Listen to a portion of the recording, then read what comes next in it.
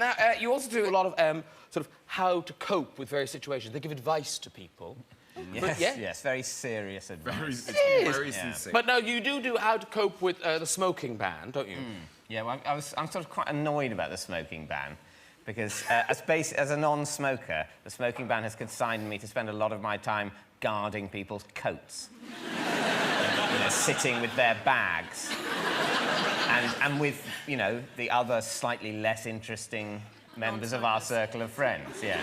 While they all go outside for a lovely trip in the middle of a meal at a restaurant. Oh, I tell you what, we're all going for a trip. Going for a trip. We're going to stand outside and we'll have a little chat outside there. And you, less interesting people, you stay in here and make sure no one nicks our iPods.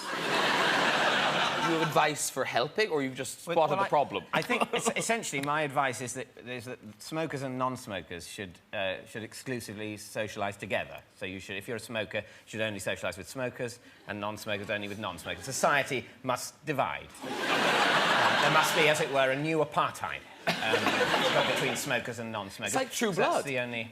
Smokers and non-smokers. You mean vampires, non-vampires? See? See? It's like that, right? Yeah. It's like that. Yeah, yeah. You do smoke. I'm sure you don't, do you? Do you If I did, would I tell you? Well... Oh, is it that... I guess it is that shameful in America, isn't it? You can't smoke at all. Well, you know, I don't, but... But you do, really. You're a young actress. You're fagging away. You do a mini section on how to cope with... Is it being dumped? Being dumped, yes. Yes. Yes. From personal experience, quite bitter. I've worked through a lot of issues. It was good. It was therapy. Yes. And thank God for that book. No, I did a thing firstly advising people not to write that letter or email where you basically go, I love you, you've made a terrible mistake, you've ruined my life, I love you, come back, you're gorgeous, you idiot, you're getting it all wrong. That, because that won't work. It doesn't work. No. And then crying on your friends, don't do it for a bit, but, you know, cheer the hell up as soon as you possibly can, and then try and go out with someone who makes the person who dumped you feel really insecure.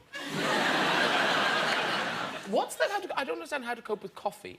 What's the problem with coffee? Well, I don't drink coffee very much, and yet and so I want it destroyed. No, but no, I find that the amount people talk about coffee and where they're going to, we're going to go out and get some proper coffees, or you know, and this coffee tastes like coffee. This coffee is great. Oh. At last, a decent coffee. Well, that's a terrible coffee. And you go, isn't it all coffee? Why is it so complicated? People talk about Starbucks coffee as if, oh, it's disgusting. Obviously, Starbucks coffee doesn't taste like coffee at all. Yeah, doesn't it taste a bit like coffee? I'm sure it tastes more like coffee than it tastes like tea. And I feel excluded from that, and therefore I rage against it in a comedy Christmas book. Anna, let me ask you, do you drink coffee? Oh, yes. Do you drink coffee? Yes, I do. Why don't you have a chat about where to get coffee around here? Because the coffee they have in the canteen, it's terrible. There is a place round the corner. We can send someone out and get some coffees there. They'll come in sort of massive 2-pint tub. And you go, oh, actually, it doesn't really taste of coffee, does it?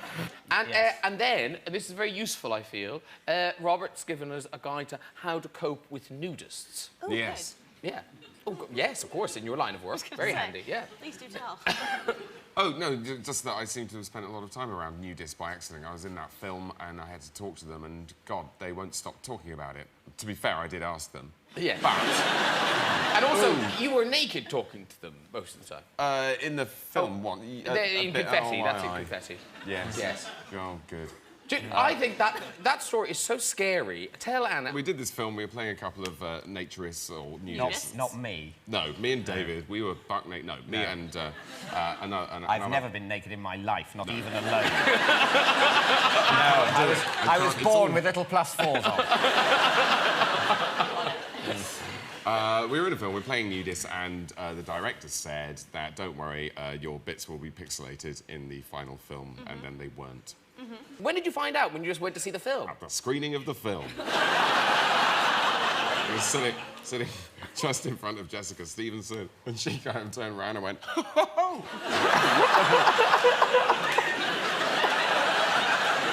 That's terrifying. Oh, you just think he's an idiot. Anna's just going, what a fool. Tell us some of the other... But that is horrible, by the way. No, thank you. It is a terrible... I think that's a terrible thing to happen. So, tell us some of the other ways of coping with nudists. Always call them nudists because that really winds them up because they want to call themselves naturists, and so, you know, anyone who's going to be that prissy about what they call themselves needs to be offended at every opportunity.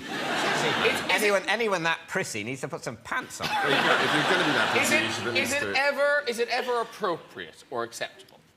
What? Nudity. Certainly, yes. Talk us through when it might be. I think for the purposes of washing. And sometimes I've wandered onto the, you know, there are certain beaches. I don't seek them out, Graham, but I have been to a nudist beach facility every now and again. And that felt all right? Not since I became a little bit well-known, because I don't know how I'd cope with being recognised. Hello, like Peep Show, I've got a camera phone.